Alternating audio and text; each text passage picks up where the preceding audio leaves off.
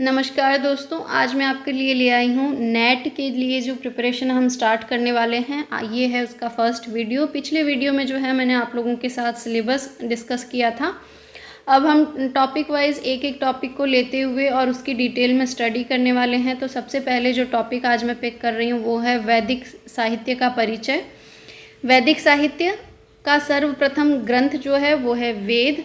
और वेद शब्द की उत्पत्ति किस प्रकार हुई है, कई बार ये प्रश्न आ चुका है नेट के एग्ज़ाम में भी, और दूसरे संस्कृत रिलेटेड जो टीचिंग के कंपटीशन एग्ज़ाम्स होते हैं उसमें भी ये प्रश्न आ चुका है। तो वेद की जो व्युत्पत्ति हुई है वो विद धातु में घय प्रत्यय जोड़ने से वेद शब्द बना है। दूसरी तरफ वेदो अखिलो धर्म मूलम, ये कहाँ से लिया गया है, तो ये लिया गया है मनुस्मृति से। इस तरह के जो वेद से रिलेटेड प्रश्न हैं वो बनते हैं। नेक्स्ट, यस्य निश्वासितम वेदाः, वेद परमात्मा के जो निश्वास माने गए हैं। और नास्तिको वेद निंदकः, जो वेद की निंदा करते हैं उन्हें नास्तिक कहा गया है। तो इस तरह से वेद जो है उसको अलग अलग विद्वानों ने अलग अलग रूप से परिभाषित किया है। और कुछ और इनकी जो परिभाषाएं वो देख लेते हैं। विदन्ति जानन्ति विद्यन्ते भवन्ति विन्दन्ति विचारयति सर्वे मनुष्याः सत्य विद्याम यै येषु वा तथा विद्वांसश्च भवन्ति ते वेदाः। अर्थात वेद वे हैं जिनके द्वारा सारी सत्य विद्याएं जानी या प्राप्त की जाती हैं।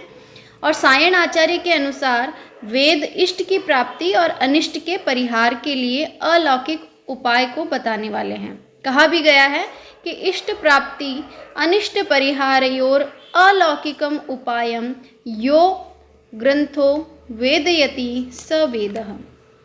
इसी प्रकार और भी कहा गया है कि विद्यन्ते ज्ञायन्ते लभ्यन्ते वा धर्मादि पुरुषार्था एभिरिति। धर्मादि पुरुषार्थ, धर्म अर्थ काम मोक्ष, ये जो चार पुरुषार्थ हैं वो किनके द्वारा जाने गए हैं, वो वेद को जानने वाला व्यक्ति ही उनका सम्यक रूप से अच्छी प्रकार से ज्ञान प्राप्त कर सकता है। नेक्स्ट देखते हैं, प्रत्यक्षेणानुमित्या वा यस्तुपायो न बुध्यते एवं विदन्ति वेदेन तस्माद् वेदस्य वेदता। कुछ मनुष्यों ने, कुछ विद्वानों ने यह भी कहा है कि वेद का वेदत्व इसी तथ्य में माना गया है कि वह प्रत्यक्ष या अनुमान के द्वारा दुर्बोध है, अर्थात जाना नहीं जा सकता है। तो उसका जो उपाय का ज्ञान है वो स्वयं वेद ही कराता है। तो इस प्रकार से वेद की परिभाषाएं अलग अलग मनीषियों ने, अलग अलग विद्वानों ने इस प्रकार से रखी है। आप सभी जानते हैं वेद जो है मुख्य रूप से चार प्रकार के ही होते हैं, ऋग्वेद, यजुर्वेद, सामवेद और अथर्ववेद। और ये मैं काल के क्रम के अनुसार ही इन्हें मैंने क्रम पूर्वक ही रखा है। सबसे पहले ऋग्वेद आया था, उसके बाद यजुर्वेद, फिर सामवेद और लास्ट में जो है वो अथर्ववेद आता है। नेक्स्ट देख लेते हैं, तो देवता। ऋग्वेद में जो है देवताओं की उपासना के लिए सूक्तों की रचना की गई थी। तो अलग अलग देवताओं के लिए अलग अलग सूक्त लिखे गए थे। तो अब देवता शब्द को किस प्रकार से परिभाषित करेंगे, तो आचार्य यास्क ने अपने ग्रंथ निरुक्त में देवता शब्द की व्युत्पत्ति किस प्रकार बताई है। तो उन्होंने कहा है, देवो दानाद वा द्योतनाद वा दीपनाद वा द्युस्थानो भवति वा। तो इस प्रकार से उन्होंने कहा है कि जिसका अर्थ है देवता अपने भक्तों को प्रकाश तथा ज्ञान देने के साथ ही उनकी इच्छाओं के भी पूरक होते हैं। सभी प्रकार की इच्छाओं को पूर्ण करने के लिए देवताओं की उपासना की जाती है। और ऋग्वेद में यदि देखा जाए तो देवताओं की संख्या टोटल है 33 देवता माने गए हैं। और उनको भी 3 भागों में फिर से विभक्त किया गया है। तो वो कौन कौन से हैं, 11 देवता हैं पृथ्वी स्थानीय, 11 देवता ही हैं अंतरिक्ष स्थानीय, और 11 देवता जो हैं वो है द्यु स्थानीय। नेक्स्ट, सबसे पहला जो नंबर आता है देवताओं में वो आता है अग्नि का। तो महत्व की दृष्टि से तो अग्नि का प्रथम स्थान है, लेकिन अगर ऋग्वैदिक देवताओं में इन्हें हम देखें तो दूसरा स्थान है, पहले नंबर पर आ जाते हैं इंद्र।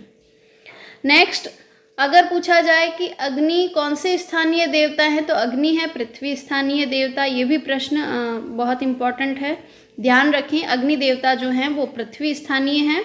और अग्नि सूक्त में कुल ऋग्वेद में जो अग्नि देवता के लिए सूक्त लिखे गए हैं उनकी संख्या है कुल 200 सूक्त लिखे गए हैं। और सबसे इम्पॉर्टेंट चीज़, जिस भी देवता का सूक्त आप पढ़ रहे हैं उसके सारे संबोधन आपको पता होने चाहिए कि उन्हें और किन किन नामों से भी जाना जाता है। तो यहाँ हम देख रहे हैं अग्नि के संबोधन, तो द्विमात्री, त्र्यंबक, सहस्र, सूनु, घृतमुख, घृतचक्षु, घृतपृष्ठ, घृतकेश, घृतलोम, शुचिदन, रुक्मदंत, गृहपति, विश्वपति, दमुनस, वरेण्य, अतिथि, दृष्टा, यज्ञकेतु, राजा, गोपा, होता, पुरोहित, ऋत्विक, दाता, कविक्रतुः, अजिर, नेता, पावक, वृत्रहा तथा जातवेदाः। तो इन सभी नामों से जो है इसको संबोधित किया गया है अग्नि देवता को। इनके अलावा अनेक मुख्य रूप से यही संबोधन है। तो आज जो हमने पढ़ा है वो सिर्फ अग्नि देवता तक ही पढ़ेंगे। आज जितने भी हमने जो टॉपिक्स लाइक वेद के बारे में पढ़ लिया है, देवताओं के बारे में पढ़ लिया है, वेद शब्द की व्युत्पत्ति किस प्रकार हुई, देवता शब्द को किस प्रकार से परिभाषित किया गया, कितने जो हैं अग्नि सूक्त में कितने सूक्त हैं, कितने देवता माने गए हैं, उन्हें कितने भागों में विभक्त किया गया है, ये सब स्टडी किया है। और इसी तरह से जैसे आज हमने अग्नि देवता को पढ़ा है उसी तरह से हम आगे बढ़ते बढ़ते सभी देवताओं का अध्ययन कर लेंगे और अपनी इस नेट की जो तैयारी है उसे कंटिन्यू करते हुए एक एक टॉपिक को कवर कर लेंगे। तो मिलते हैं नेक्स्ट वीडियो में।